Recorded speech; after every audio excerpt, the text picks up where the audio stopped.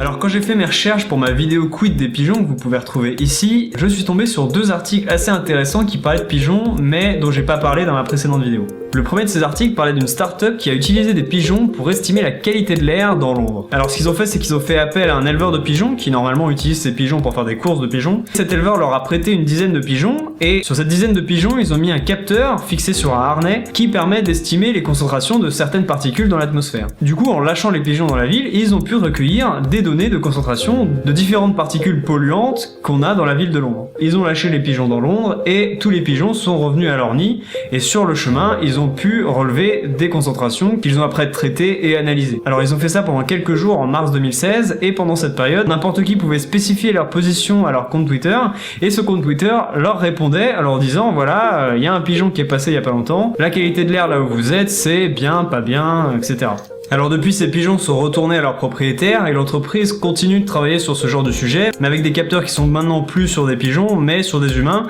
et le fait que les humains traversent la ville de long en large permettrait de recueillir ce genre de données.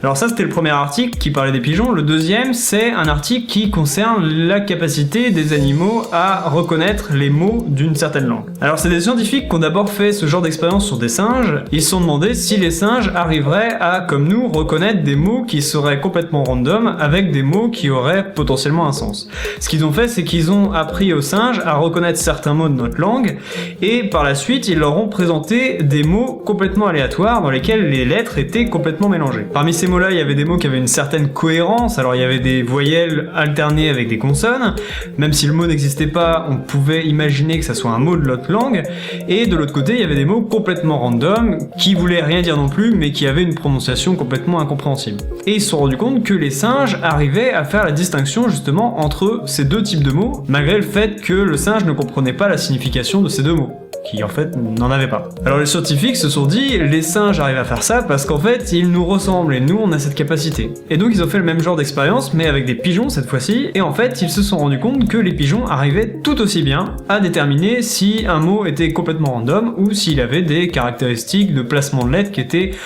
à peu près cohérentes. Et ça les a surpris. En fait, les singes ne sont pas les seuls à avoir ce genre de capacité, et ils se sont rendus compte que plein d'autres espèces animales pouvaient faire pareil, et que c'était pas particulièrement lié aux primates et à nous. Alors je trouvais ces deux articles assez intéressants, d'une part parce que ça montre que les pigeons ont une capacité intellectuelle non négligeable, et également le fait qu'on soit plusieurs à quadriller une même zone pouvait nous permettre de récolter des données comme les pigeons l'ont fait sur la ville de Londres. Alors je suis pas là à dire qu'il faut mettre des capteurs sur tous les pigeons, au contraire, mais je pense que ce genre d'application peut être largement utilisé chez nous humains si par exemple sur nos smartphones on avait tous quelque chose qui permettait de mesurer les concentrations de polluants dans l'air, alors on aurait plein de données supplémentaires et qu'on pourrait exploiter afin d'améliorer au mieux notre condition de vie en ville. Voilà, j'espère que ça aura égayé un petit peu votre curiosité, je vous dis à très bientôt dans une prochaine vidéo. Allez, salut!